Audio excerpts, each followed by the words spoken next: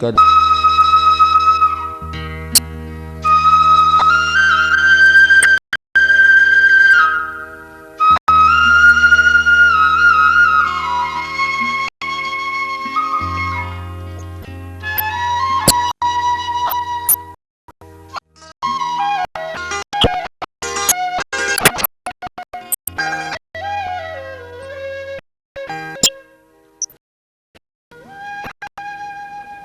आचार्य भिक्षु निर्वाण का पुनीत अवसर।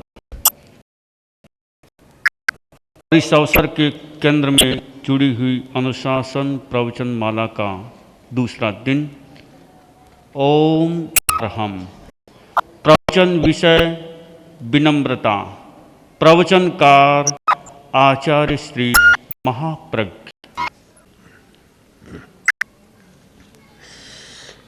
नमो अरहंताणम, नमो अरहंताणम, नमो अरहंताणम।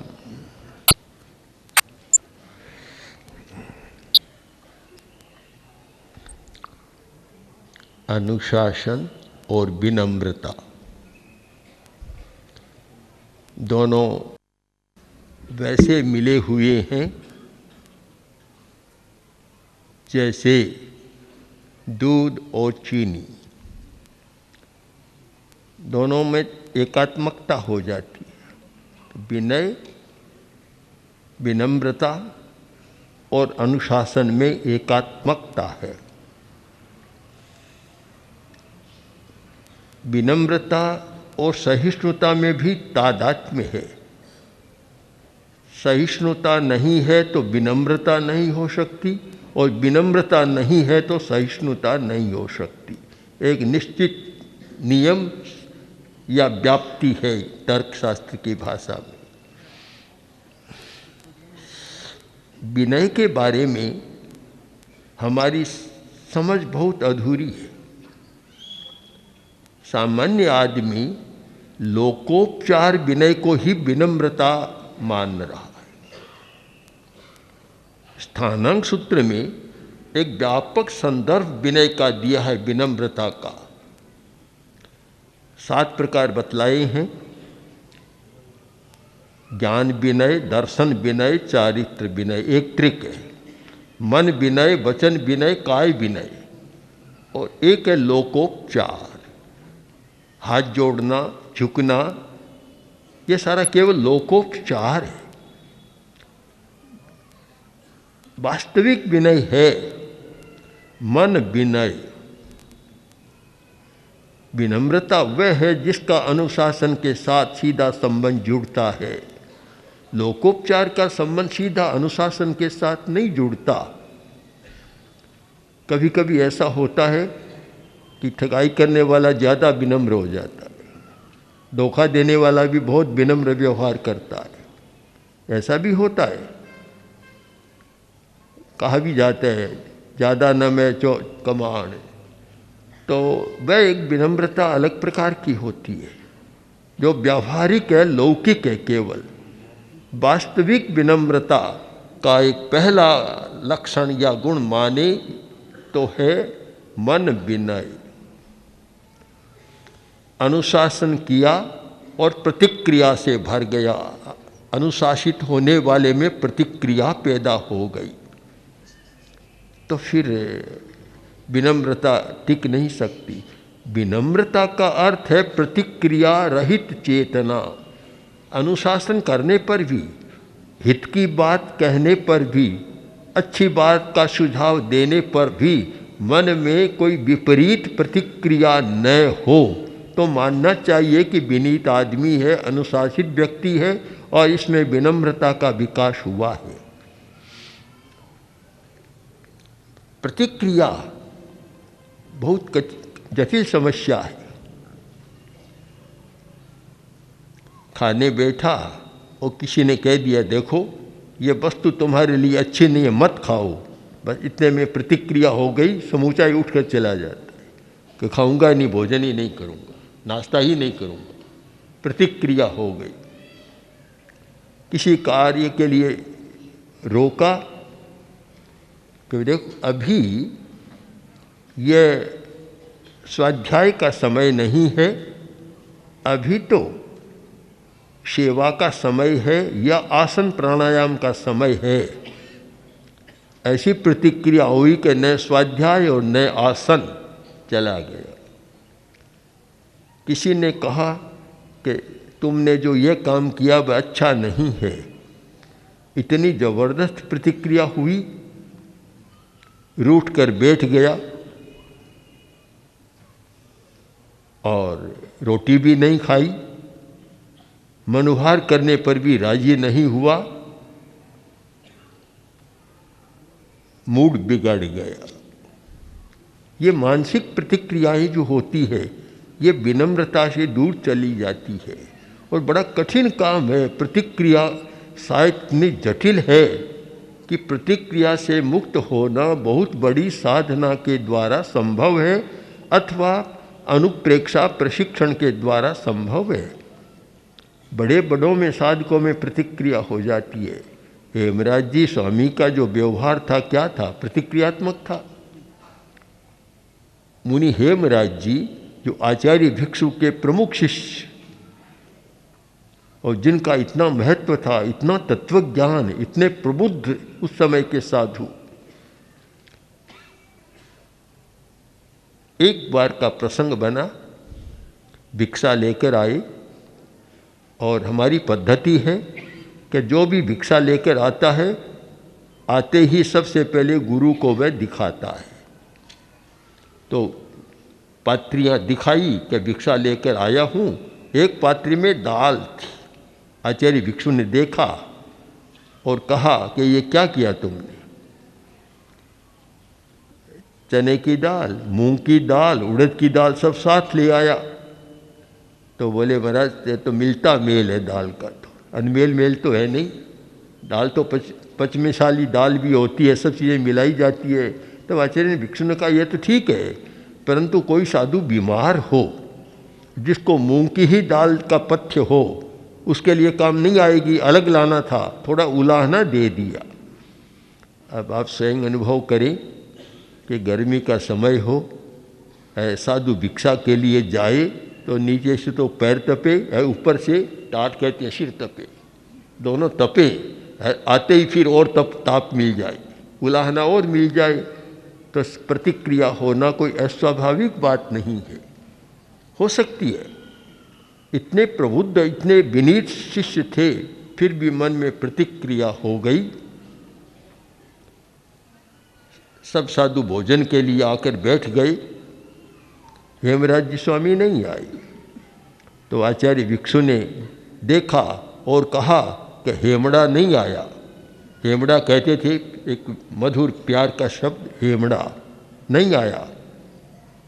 तो संतों ने कहा महाराज वे तो सो रहे हैं, खूंटी तान कर सो रहे हैं, पछेवड़ी ओढ़ कर एकदम।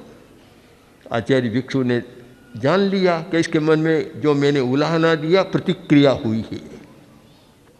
तब आचार्य भिक्षु वहीं बैठे बैठे बोले कि हेमड़ा दोष मेरा देख रहा है कि अपना देख रहा है? बस उठकर आ गए, भोजन में शामिल हो गए।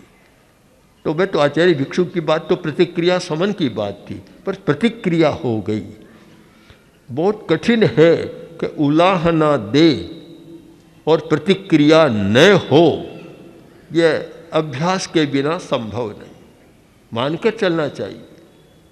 प्रशिक्षण के बिना, स्थिर अभ्यास के बिना इस प्रतिक्रिया को बदलना और प्रतिक्रिया से छुट्टी पाना सरल काम नहीं है।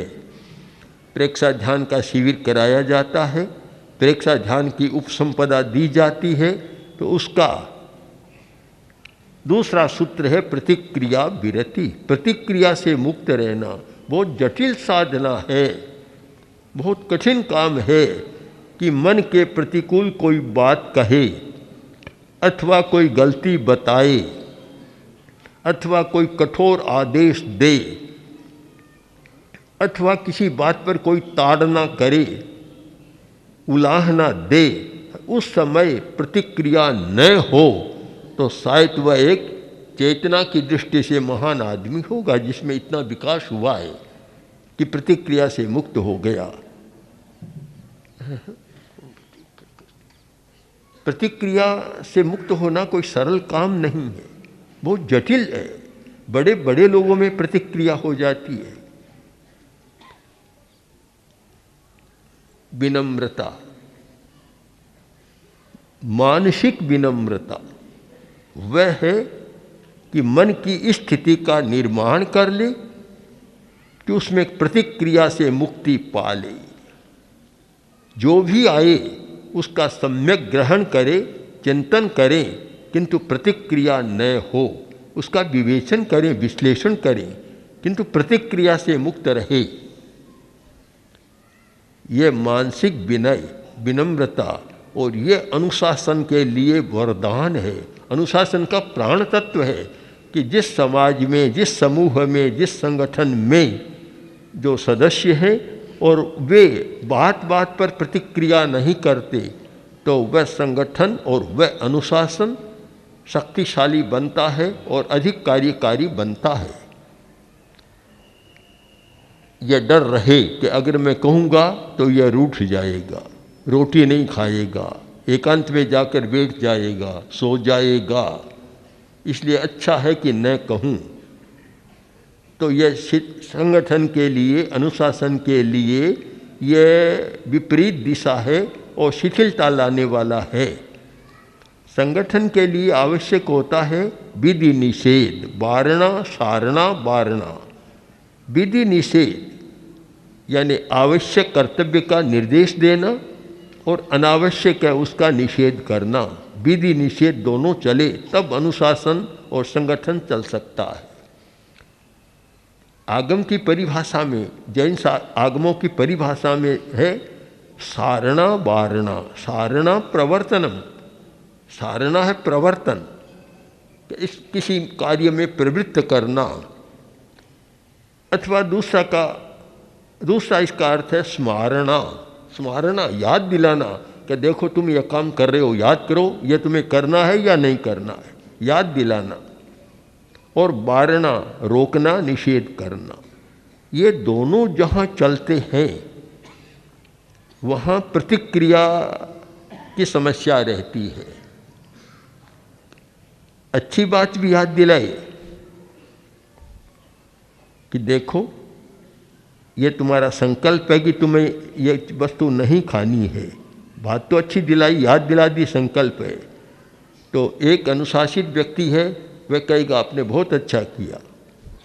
जो अनुशासित नहीं है कहेगा कि बाद में कह देते अभी खा रहा था, अभी क्यों बीच में क्यों टोका तुमने, बीच में क्यों रोका।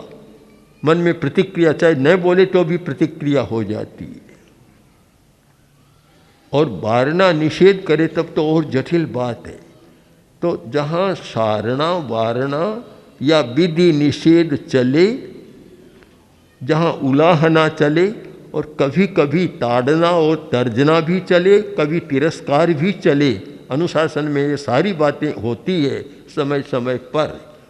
उस समय मन में प्रतिक्रिया न हो, बड़ी जटिल बात है। एक साधु वृद्ध अवस्था में थे, भिक्षा के लिए जा रहे थे, तो किसी गली में बैठे आदमी ने कह दिया कि महाराज आप तो बूढ़ा हो गया, आप तो वृद्ध हो गए और आप करते हो। बस प्रतिक्रिया हो गई, स्मारणा याद आ गई अपनी अवस्था और बोले कि तुझे बूढ़ा दिखाई देता हूँ, मेरे गुरु को मैं बूढ़ा नहीं दिखाई देता। प्रतिक्रियात्मक व्यवहार हो गया सारा। तो बहुत कठिन है मानसिक विनम्रता। आचार्य भिक्षु ने और जयाचार्य ने मानसिक विनम्रता का बहुत विश्लेषण किया है और इसका प्रशिक्षण दिया कि तुम मानसिक दृष्टि से विनम्र रहो। शिष्य ने पूछा कि महाराज क्या बात है, सुविनीत सुख वेदंत और दुख वेदय किण न्यायो। एक साधु है, सुविनीत है, वह सुख का अनुभव करता है, कभी दुख का अनुभव नहीं करता है। दूसरा एक साधु है, वह दुख का अनुभव करता है। दोनों एक संग में है, एक गण में, एक गच्छ में है। एक सुख का संवेदन करता है, एक दुख का करता है। ये क्या न्याय है, इसका कारण क्या है, युक्ति क्या है। तो जयाचार्य ने इसका उत्तर दिया कि देखो, जिस साधु ने अपने मन की जटिलताओं का सरलीकरण कर लिया और जिसने अपनी चेतना को उदात्त बना लिया और जिसमें यह हित गवेषणा की चेतना जाग गई कि भी अनुशासन है वह मेरे हित के लिए, उस पर अनुशासन होता है तो वह सुख का संवेदन करता है और अनुशासित होकर रहता है तो हर बात में सुख का संवेदन करता है। वही दूसरा व्यक्ति जिसकी चेतना का परिवर्तन नहीं हुआ, वही खाता है, वही पीता है, वही रहता है, सब कुछ वही करता है, पर थोड़ा सा कुछ कहने पर एकदम दुखी बन जाता है। तो ये सुख का संवेदन और दुख का संवेदन अनुशासन पर या अनुशासन की चेतना के जागरण पर बहुत निर्भर है। जिस व्यक्ति में अनुशासन की चेतना जागृत हो गई वह उलाहना को भी अपना सुख का संवेदन मानता है। मूल प्रश्न है चेतना के परिवर्तन का या परिवर्तित चेतना है। कुछ व्यक्ति जन्म से ही ऐसी चेतना वाले होते हैं कि वे कभी दुखी नहीं बनते और उनमें त्याग की भावना, स्वार्थ मुक्ति की भावना रहती है। महामती चाणक्य, जो हिंदुस्तान की राजनीति का शिखर पुरुष चाणक्य, तो चाणक्य के दांत, आगे के दो दांत थे, वे बड़े ज्योतिष की दृष्टि से बड़े महत्वपूर्ण थे। किसी ज्योतिषी ने कहा कि तुम सम्राट बनोगे, तुम्हारे दांत बतला रहे हैं कि तुम सम्राट बनोगे।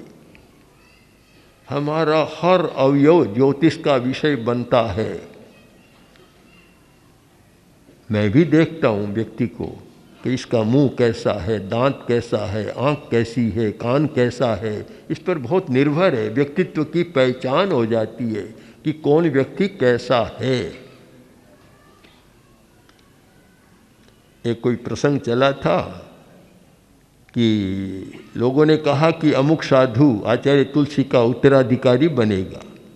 बड़ी विचित्र बात है। बात फैली तो एक बाई ने, ब्यावर की एक बाई जो स्थानकवासी समाज की थी शायद, पर लगता है कि बहुत चतुर बहन थी, उसने कहा कभी तुम कहते हो, पर मैंने उसको देखा है, उस साधु को, उसके कान तो ऐसे नहीं है कि वह आचार्य बने, कान बहुत छोटे, कैसे बने? तो कान के आधार पर भी पहचान हो जाती है व्यक्तित्व की, आँख के आधार पर भी होती है, ललाट के आधार पर भी होती है। एक व्यक्ति आया और बोला आचार्य तुलसी से कि आपका अनुशासन एक छत्र रहेगा। तो हमने पूछा कारण? कि कारण यह है कि आचार्य तुलसी के ललाट में जो रेखा है वैसी रेखा मैंने या तो इंदिरा जी के देखी है या आचार्य तुलसी के ललाट में, और किसी के मैंने नहीं पाई। तो सबके द्वारा अंकन होता है। तो अनुशासन में भी अंकन होता है कि प्रतिक्रिया कितनी हुई है। कहने पर अनुशासन किया, ताड़ना दी और प्रसन्नता आई तो समझना चाहिए कि इस व्यक्ति ने अनुशासन की चेतना जागृत है। तो चाणक्य की भी वैसी ही कसौटी हुई। ज्योतिषी के कहने पर तो हो गया कि आप सम्राट बनोगे। माँ के पास आया और कहा ज्योतिषी ने ऐसा बताया है। माँ उदास हो गई। पूछा माँ क्यों? चाणक्य बहुत अनुशासित था। क्यों? कि बेटा आज तो तू मेरे पास रहता है, मुझसे बात करता है, मेरे पास बैठता है, मैं तुझे रोटी खिलाती हूँ, और जब तू सम्राट बन जाएगा तो माँ को कौन पूछेगा फिर? मुझे तो यह सम्राट होना नहीं चाहिए। अब चाणक्य के मन पर उसकी प्रतिक्रिया बुरी अच्छी दोनों प्रकार की होती है। यह नहीं कि प्रतिक्रिया बुरी होती, अच्छी प्रतिक्रिया भी होती है। चाणक्य गया पत्थर लिया और दोनों दांतों को आगे तोड़ दिया कि माँ अब नहीं बनूंगा मैं, दांत तोड़ दिए।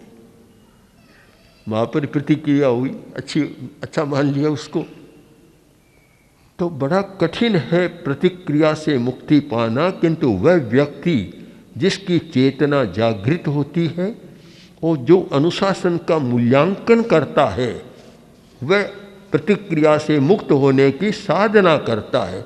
यह तो मैं नहीं कहता कि 100% प्रतिक्रिया से मुक्त हो जाए, बड़ा कठिन काम है। महाश्रमण ने प्रश्न रखा कि डरना, भय भी तो प्रतिक्रिया है, भय प्रतिक्रिया है, किंतु हम एक बात पर ध्यान दें, कोई भी सूत्र, कोई भी वाक्य, कोई भी शब्द हमारा निरपेक्ष नहीं हो सकता। हर बात एक अपेक्षा के साथ कही जाती है। अपेक्षा के बिना हम उसको निरपेक्ष एब्सोल्यूटली मान लें तो समस्या पैदा होती है। सब सापेक्ष है। एक अपेक्षा है कि जीवन का निर्माण करना है तो उसमें मानसिक संकोच होना चाहिए।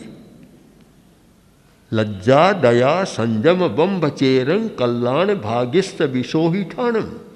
कल्याण के लिए 4 बातें बहुत जरूरी है। लज्जा, लाज, शर्म।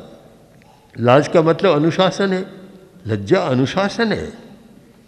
और पूज्य कालूगणी लज्जा पर बहुत प्रवचन करते थे कि लाज होना बहुत जरूरी है। बड़ा आत्मानुशासन है वे, जिसमें संकोच नहीं, लज्जा नहीं, शर्म नहीं, वह व्यक्ति चाहे जो कर सकता है।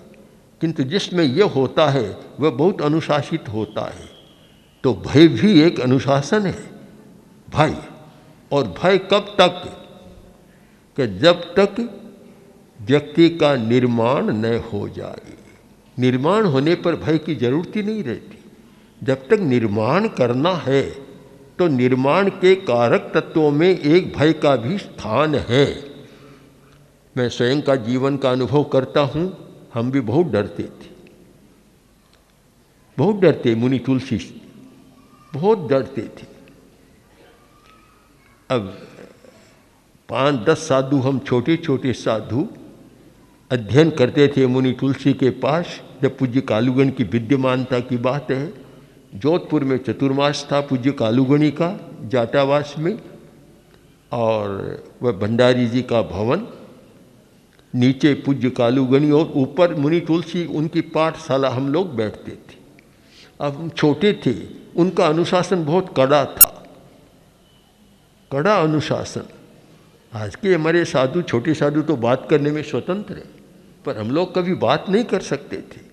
किंतु छोटे छोटे बालक, उनके मन में बात करने की परस्पर में, औरों से पहले ही न करें, आपस में बात करने की मन में आती रहती है। आज तो हम काफ़ी छूट दे रहे हैं, आपस में बैठते हैं तो गोष्ठियाँ चलती हैं, पर हम तो ऐसा नहीं कर सकते थे। तब फिर एक सोचा कि बात तो करनी है, क्या करें। एक दिन अवसर मिला कि मुनि तुलसी नीचे पूज्य कालूगणी के पास किसी कार्यवश गए हुए, अच्छा अवसर मिला। तब हम 7, 8, 10 साधु थे, सब इकट्ठे हो गए और बातें शुरू कर दी। पर मन में डर था कि अगर आगे देख लिया तो क्या होगा। फिर ये डर था, तो एक ऐसी व्यवस्था कर ली कि एक हमारे छोटे साधु को हमने सीढ़ियों पर बिठा दिया और बाकी के हम बात करने लग गए। उससे कह दिया कि जब मुनि तुलसी आते दिखे हमें बता देना। तो उसने वैसा किया। आधा घंटा हमें मौका मिला बातचीत करने का। और जब वे मुनि ने सूचना दी कि आ रही है, सब उठे और पन्ना लेकर ऐसे घोटने लग गए जैसे मानो पूरा अध्ययन कर। तो भय होता है और भय से जीवन का निर्माण भी होता है। तो हम किसी को एकांततः, हम अनेकांत की दृष्टि का प्रयोग करें, सापेक्ष दृष्टि का प्रयोग करें कि भय बुरा है। अगर वह किसी का पतन करने के लिए हो, किसी का नुकसान करने के लिए, किसी को हानि पहुंचाने के लिए हो, तो भय वर्जनीय है, त्याज्य है। और भय किसी के जीवन निर्माण के लिए हो तो उसका भी अपना उपयोग है। वह भी सात्विक होता है। इसीलिए भेद किए गए हर चीज़ में, गीता में जो भेद किए गए बड़े महत्वपूर्ण है, सात्विक, राजस और तामसिक। तपस्या भी अच्छी होती है पर तामसिक तपस्या अच्छी नहीं होती। सात्विक अच्छा होता है तो भय भी सात्विक होता है। इसीलिए हमारे साधु लोग एक बात कहते हैं कि मुझे सात्विक गर्व है। गर्व करना अच्छा नहीं, किंतु इस बात का मुझे सात्विक गर्व है। तो सात्विक गर्व एक अच्छा भी अपनी अभिव्यक्ति है। तो मानसिक विनम्रता ये बहुत अपेक्षित है। इसके लिए आचार्य भिक्षु ने और जयाचार्य ने जो प्रशिक्षण दिया है इतना महत्वपूर्ण है कि बार बार प्रशिक्षण देते देते अनुप्रेक्षा हो गई और साधु साधियों का चेतना परिवर्तन या रूपांतरण हो गया और उनके लिए अनुशासन को मानना सरल बन गया।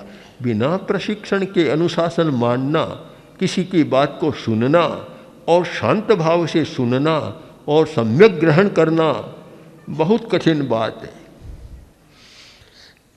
वाचिक विनय यह भी अनुशासन के लिए जरूरी है कि कैसे बोले। एक व्यक्ति तो अनुशासन कर रहा है, जिस पर अनुशासन हो रहा है उसमें वाचिक विनय नहीं है और वह उद्दंडता के साथ बोल रहा है, तो फिर अनुशासन का कोई अर्थ नहीं होता। वाचिक विनय का प्रशिक्षण हमें मिला है और बड़ा एक महत्वपूर्ण परंपरा रही है इसकी। एक उदाहरण, पूज्य डालगणी ने, जो तेरापन धर्म संघ के 7वें आचार्य थे, एक मुनि, और मुनि भी हमारे वरिष्ठ मुनि जो आगे जाकर मंत्री बने, मंत्री मुनि मगनलाल जी स्वामी को उलाहना दिया किसी बात पर, उलाहना तेज दिया। मंत्री मुनि बस सुनते रहे। हमारी परंपरा तहत गुरुदेव बस सुनते रहे, बोले नहीं कुछ भी। पूरा हो गया, चले गए। कुछ समय के अंतराल के बाद आई और प्रार्थना की, गुरुदेव आपने उलाहना दिया पर ये बात ऐसी नहीं थी, सारी बात बताई। तब पूज्य डालगणी को लगा कि मैंने अनावश्यक उलाहना दे दी। ये एक ऐसी परंपरा पड़ गई कि आचार्य जब अनुशासन करे उस समय मौन रहो, स्वीकार करो, यानी कहो कि ठीक है, अच्छा है, मैं ध्यान रखूँगा, स्वीकार करो इस रूप में। और तुम्हें लगे कि गलती पर उलाहना हुआ है तो अच्छी बात हो गई, लगे कि मेरी गलती नहीं थी तो फिर उस समय मत बोलो। घंटा 2 घंटा 4 घंटा बाद जब भी अंतराल हो तब जाकर निवेदन करो कि बात ऐसी नहीं थी, तब तो ठीक हो जाएगा। उस समय बोले तो फिर वह होता है कि चंडम पकड़ेंति शीशा, म्यूम्पि चंडम पकड़ेंति शीशा। मृदु आचार्य को भी शिष्य चंड बना देते हैं, क्रोधी बना देते हैं। उस समय मौन रहना, यानी वाचिक विनय का भी बहुत बड़ा विवेक है कि कब बोलना चाहिए और कब नहीं बोलना चाहिए। यह वाचिक विनम्रता।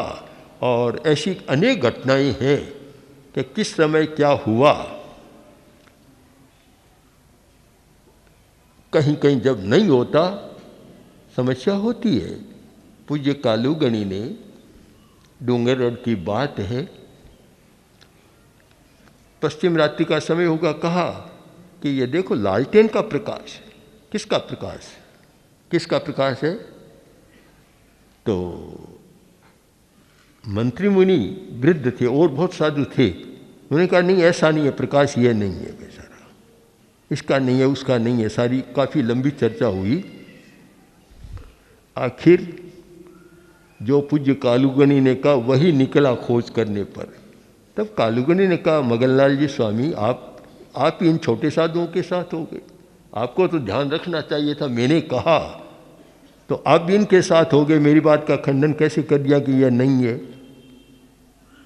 फिर उन्होंने बहुत विनम्रता की, गुरुदेव हमारी भूल हो गई, यानी वाचिक विनय का स्खलन हो गया। वाचिक विनय भी यानी कैसे बातचीत करे, कैसे बोले, अनुशासन के समय कैसे रहे, मौन रहे, कितना रहे, यह एक सारी वाचिक विनम्रता। अब आप समझ रही हैं कि विनय को इतने छोटे अर्थ में न लें कि आए, खड़े हो गए, हाथ जोड़ लिया, यह मात्र लोकोपचार विनय, व्यवहार की बात है। किंतु अनुशासन और विनम्रता के लिए कितना चेतना को तपाना, सधाना पड़ता है, साधना पड़ता है, तब वह विनम्रता की बात आती है, तब अनुशासन कार्यकर और शक्तिशाली बनता है। वाचिक विनय। तीसरा है कायिक विनय। हमारा कायिक विनय भी बहुत काम का है। कैसे बैठना, बैठना है, अगर आचार्य है या बड़े साधु है वैसे ही बैठ गए। कैसे बैठना, इसका भी विकास और विनम्रता जरूरी है। और कौन व्यक्ति, कौन साधु, कौन साध्वी किस अर्हता वाली है, तो उसे कहाँ बैठना चाहिए, दूसरों को कहाँ बैठना चाहिए, बैठने की विनम्रता, व्यवहार की विनम्रता। और 10वीं कालिक में कहा कि संघट्टयिता कायेन खमेज्य अवतः प्रणो। तो अगर आचार्य का पट्ट है, उसके भी पैर लग गया तो क्षमा याचना करें कि मुझसे भूल हो गई, अवमानना हो गई। कायिक विनय का भी बहुत लंबा वर्णन है। कहाँ बैठना सारा आता है, गुरु के आगे नहीं चलना, गुरु के पीछे नहीं चलना, गुरु के पास में नहीं चलना, न पखो न पिट्ठो, पास में नहीं बैठना, ऐसे नहीं बैठना, उच्चासन पर नहीं बैठना, आदि आदि बहुत विशद वर्णन किया गया है कायिक विनम्रता। तो हम विनम्रता की बात करें, अनुशासन और विनम्रता। तो विनम्रता की चालू बात मैंने नहीं की कुछ भी। लोकोपचार विनय के बारे में कुछ कहने की ज़्यादा जरूरत नहीं, सब लोग जानते हैं। एक शिष्ट आदमी लोकोपचार विनय करता है। देखते हैं हम कि चाहे प्रधानमंत्री है, लोकसभा का अध्यक्ष बैठा है तो सामने जाएगा तो कैसे जाएगा, कितना कायिक विनय, सीधा नहीं निकलेगा। प्रधानमंत्री भी झुककर जाएंगे उसके विनम्रता के साथ। हमारी परंपरा रही कि आचार्य उपस्थित हो तो कोई सामने से जाए तो सीधा आकड़ कर न जाए, एकदम झुककर हाथ जोड़कर विनम्रता के साथ जाए। कायिक विनय, कैसे बैठना, कैसे चलना, सारा होता है। और शिष्टाचार में भी कायिक विनय का बड़ा महत्व है कि कायिक विनय करना। चाहे इंदिरा जी प्रधानमंत्री थी, महिला थी, वह आती तब पुरुष क्या करते, क्या करते? यह तो नहीं होता पुरुष का अभिमान कि मैं पुरुष हूँ और यह स्त्री है। सब विनम्रता का व्यवहार करते। और हमारी परंपरा में रहा कि जब साध्वी प्रमुखा सरदारा जी आती तो जयाचार्य ने इतना सम्मान दिया कि हमारे साधु उनके लिए कंबल बिछाते और उन पर चलते सर। तो यह स्त्री और पुरुष का भेद ज़्यादा कोई लंबी चौड़ी बात नहीं है। और आजकल तो व्यवहार भी इतना बदल गया। पहले तो स्त्री के लिए कोई स्थान नहीं था, अब तो बहुत बदला है। कल ही हमने पढ़ा कि राजस्थान की मुख्यमंत्री भी स्त्री है, विधानसभा की अध्यक्ष भी स्त्री बनी है, और पता नहीं क्या क्या बनेगी। तो ये कायिक विनम्रता में भी हमारा शिष्टाचार बहुत अच्छा होना चाहिए कि जिसमें जो योग्यता है, चाहे दीक्षा पर्याय की योग्यता, चाहे और किसी अधिकार की कार्य की योग्यता या दूसरी योग्यता, उसके साथ कैसा व्यवहार करना चाहिए, हमारी कायिक विनम्रता कैसी रहे। तो विनम्रता के 7 प्रकार हैं। 3 के बारे में कुछ कहा गया, मानसिक विनम्रता, वाचिक विनम्रता और कायिक विनम्रता। एक लोकोपचार की विनम्रता है। अब 3 विनम्रता पर फिर कभी अवसर आने पर हम चिंतन करेंगे। तो अनुशासन के लिए विनम्रता जरूरी है। तो अनुशासन के लिए जरूरी है पहली बात सहिष्णुता, और अनुशासन के लिए जरूरी है दूसरी बात विनम्रता। ओम